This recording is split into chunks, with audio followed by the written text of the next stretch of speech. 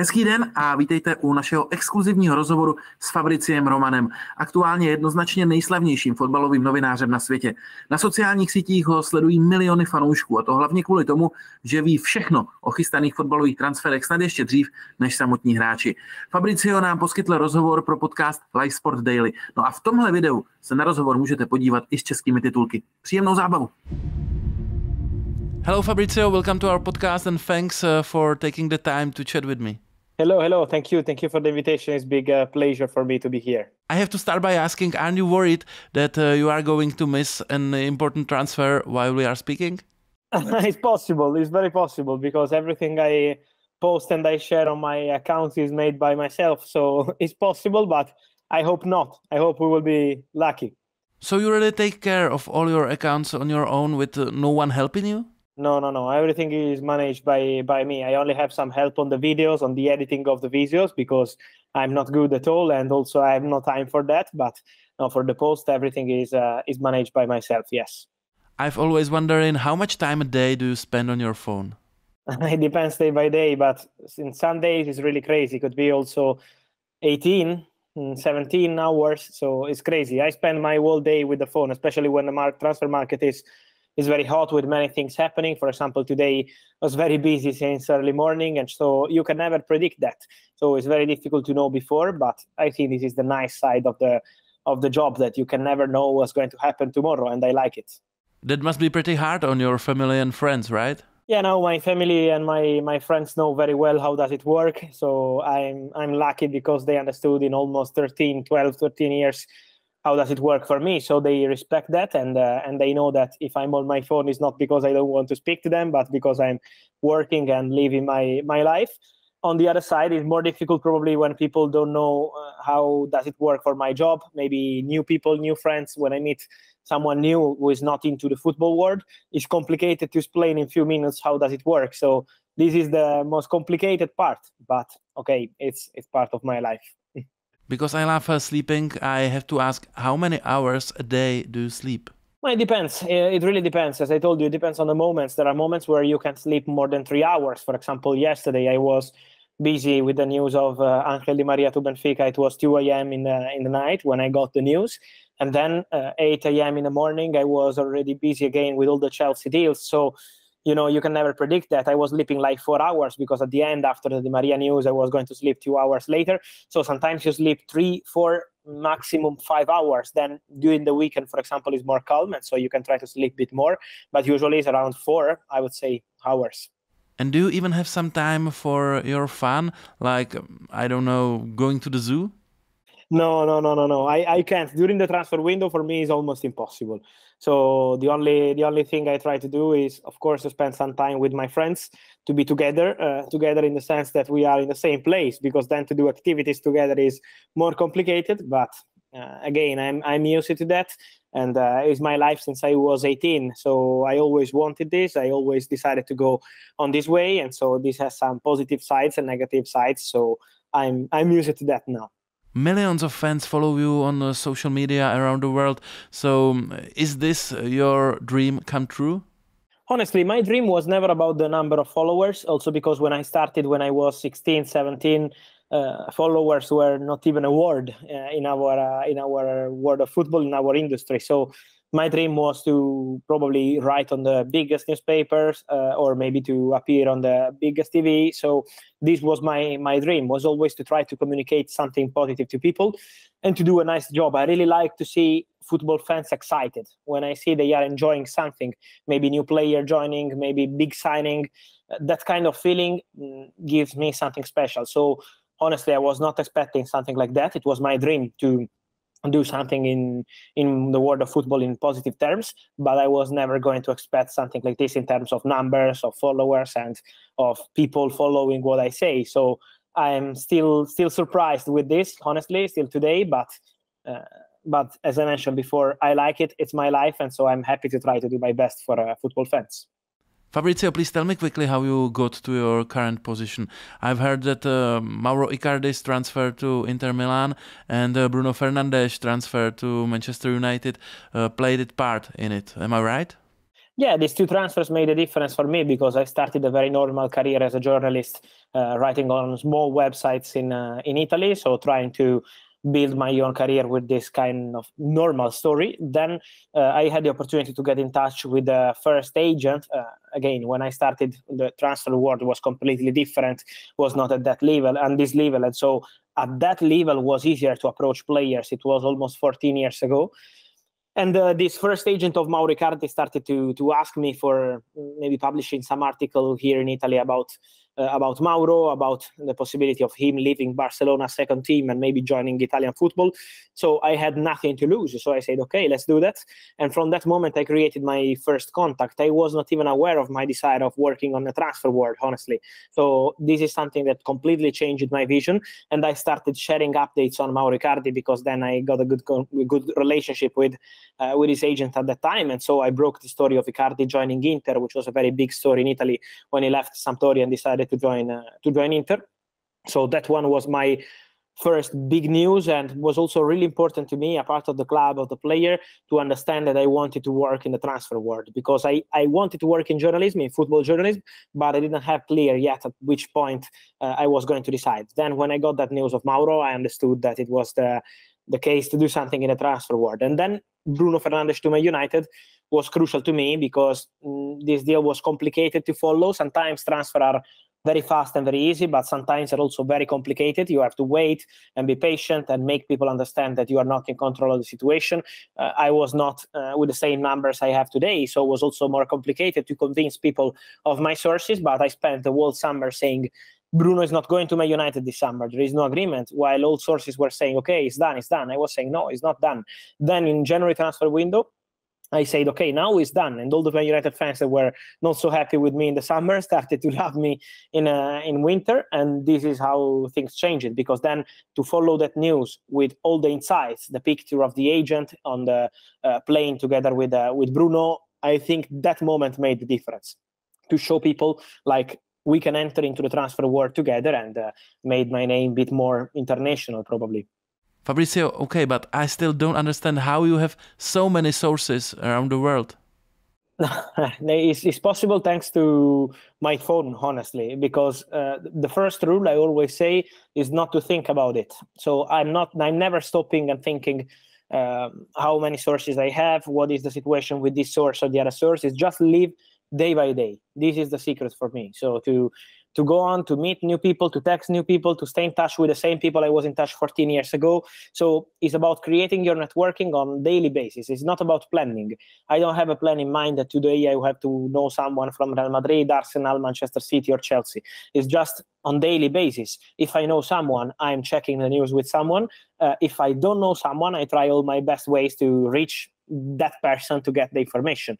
So it's kind of domino. Every single day building the network, every single day being in touch with many people is not easy in some moments because it's crucial to have, and for me it's really crucial to have the same kind of relationship with a small agent at the same level of a big president, for example. For me, it's absolutely the same. I'm always picking up my phone, speaking to all the sources I have, because really the biggest news I had in my life were coming from small sources, not from big sources. So this is why it's crucial in some moments to respect everyone and to wait for the right moment when you're going to get your results. So it's a long process. It's a slow process, but at the end, it's like enjoying your daily routine, because my daily routine is also to get in touch with people. Doesn't it bother football clubs that you often publish information from behind the scenes? Are they okay with it, or does it annoy them? It depends. Yeah, some clubs are not so happy. Some clubs are very happy. It depends. I think it's about how do you see the communication world. If you see it in a modern way, you probably understand that you have to accept that people follow transfer news on social media, not only on newspapers, on TV shows, on radio, also on this media. Of course, I respect all the media, but I think it's important to accept that people get their first hand of information on social media. And so many clubs are starting to understand that it's important to check with sources who are also strong on social media and not just with traditional sources. Then some other club prefers to be close to this kind of approach, to go with traditional approach. And honestly, I respect that. I always say that is not about me deciding what they want to do. I always respect the strategy of the club, the strategy of the director in some cases. But I have to be honest with you, if 12 years ago it was very complicated to get in touch with sources at the clubs, now is way more open. And I think this is normal because they can see how the fans react on social media. So they know how important it is to, of course, respect traditional media, but also to respect new media in this case. How would you describe your role in the world of football? Are you more of a journalist or an influencer? No, honestly, I just describe myself as a journalist. I think there is nothing more journalism than spending your day checking news and searching for news. Then I know that people feel that, okay, you are on social media very big with numbers, followers, sponsors, and these kind of things. But for me, at the end, you will have nothing if you don't have daily news, and if you are not spending your whole day on your phone, texting sources and calling people. This is journalism, in my opinion, to search for news. Of course, there are different kinds of journalism, but for me, what I like is pure journalism in terms of searching for news. And this has always been my dream, to work on news more than on commenting things or maybe writing things. For me, the priority has always been to be into the jungle and catching for news every single day. So this is why, for me, my job is 100% journalism. I don't like when it's about influencer, because I think that is completely different. I just try to do a quality work around my daily journalism, but it's not about social media. For me, social media is just a way to communicate my news, but my priority is always about the news. Nowadays, the speed of publishing information plays a big role, but I know that sometimes you prefer to wait before releasing a report. Why is that? Yeah, I think it depends. I think it's about following the moment. In some moments, you have to be more slow because you have to be careful. For me, the important part is to be accurate. So if I know that something is 100% accurate and I can be first, I will be very fast. And so speed is going to be crucial. But if I know that something is not clear yet and I need one more check, one more call, one more message, I'm always going to take my time instead of jumping the gun and try to break a story, and then it's not the reality. For me, it's always crucial to be accurate. Then, if I can be also first on the story, of course, is the biggest desire of every transfer journalist.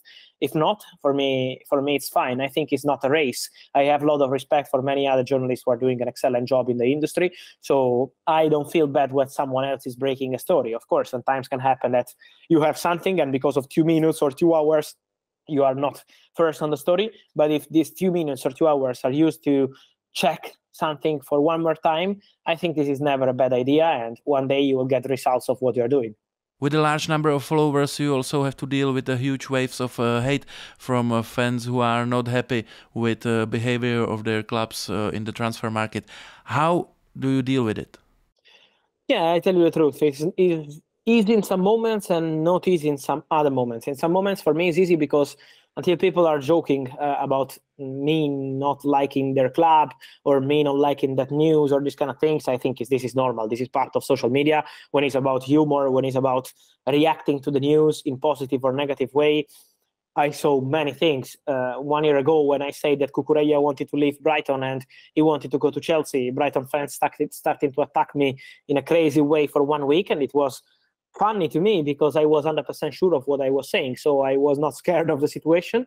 Now, when I share news about Brighton, maybe exclusive news on Joao Pedro, on Mo Dahoud, on James Milner, they are super excited. So this is football, and until we have this kind of hate in terms of humor, for me, it's fine.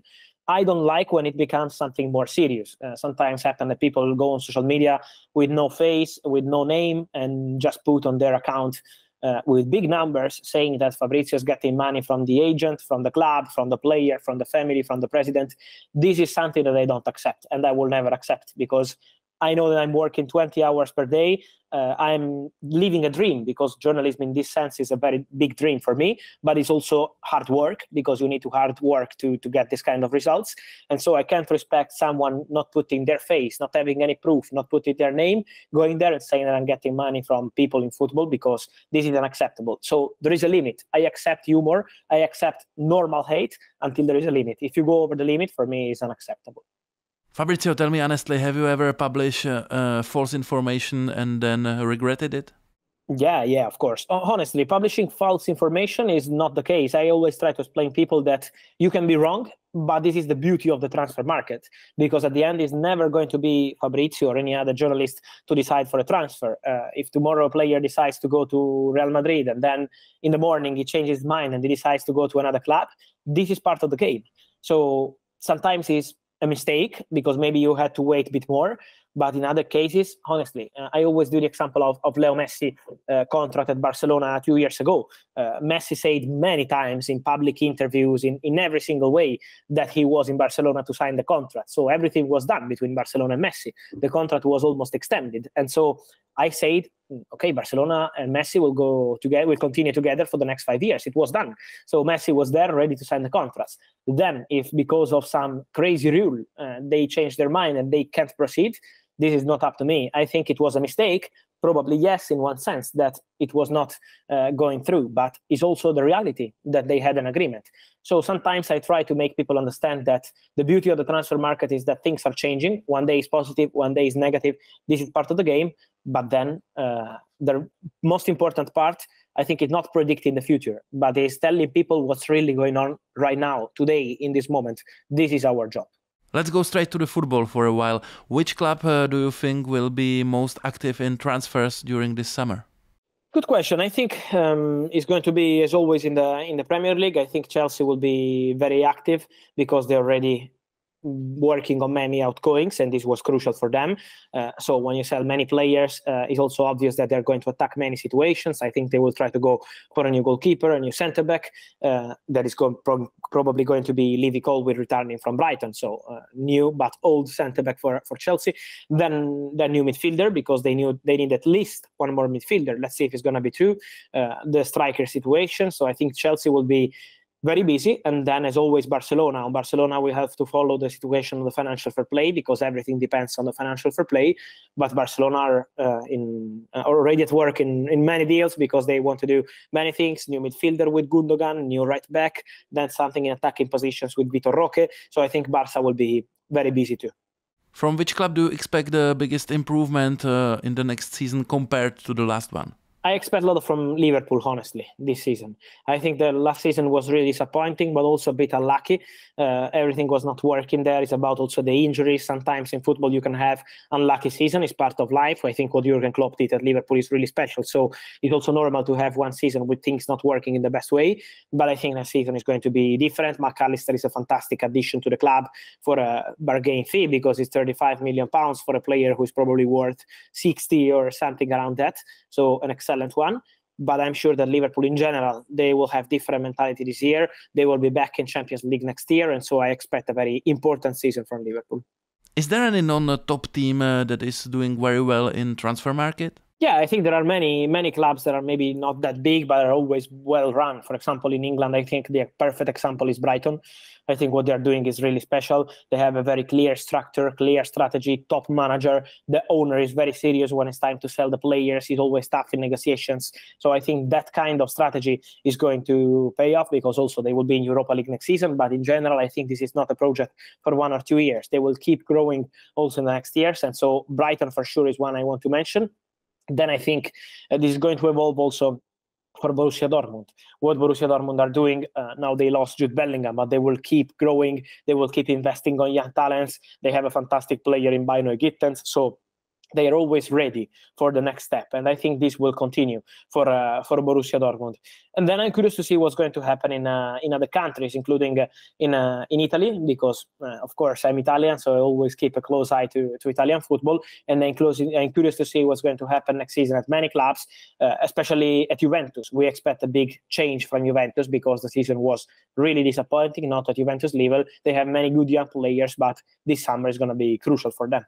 I have to ask you about Saudi Arabia, where a lot of good players are moving to now. Is it a short-term project, or do you think it could be a long-term? No, I think they will keep going. At least the intention is to keep going, is to insist, is to do something way different than China a few years ago. Their idea is to bring there many top players, not just maybe 5, 6 or 7.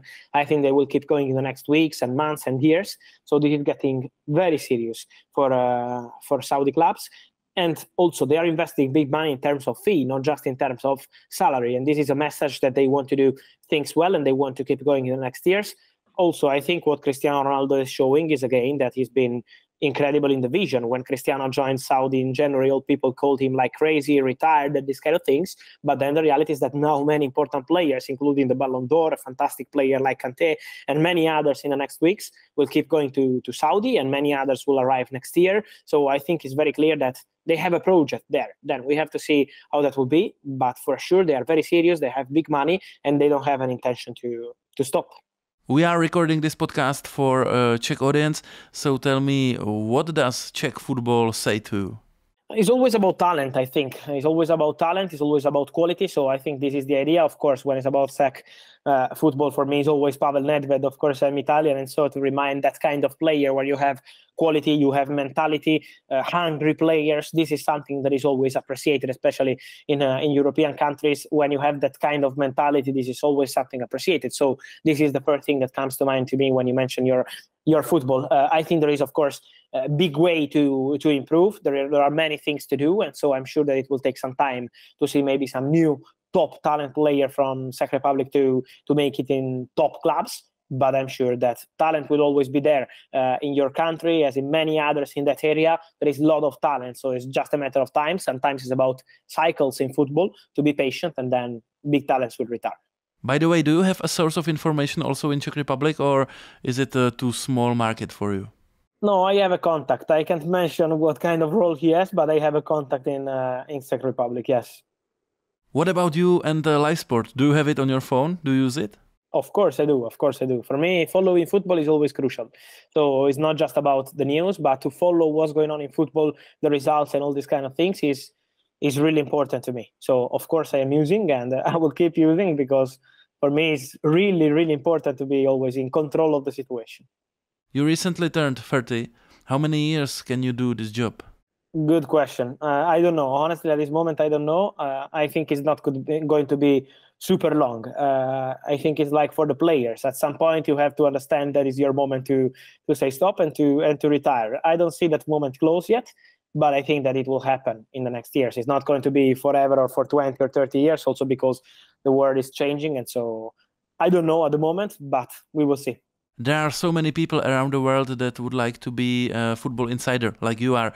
Do you have any advice for them? Yeah, it's about hard work, honestly. I think now with social media, there are many opportunities, really many, more than when I started.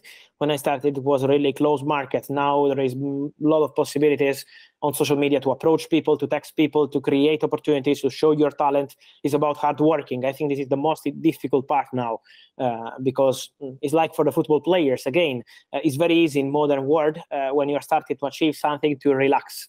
I think the crucial part is to push every single day, to try to get in touch with new people, to try to create a network. And again, social media are now giving a big opportunity, because you go on Instagram and you can easily see who is the owner of an agency, or maybe who is working in a club. And it's not just about the big agent or the big player. I started having my contacts in the third division in Serie A, in Italy, in Serie C, in Italy, in second division also. And now these people are around the world, maybe working for, I don't know, Arsenal, Inter, Milan, Atletico Madrid, because it always starts from the bottom. So this is why they have many opportunities, and I think the way is very open. So it's just about hard work. Fabrizio, thank you for a great interview and for being a guest on our podcast. Thank you. It was a pleasure, and big hug to all the friends of Flashcore. Ciao.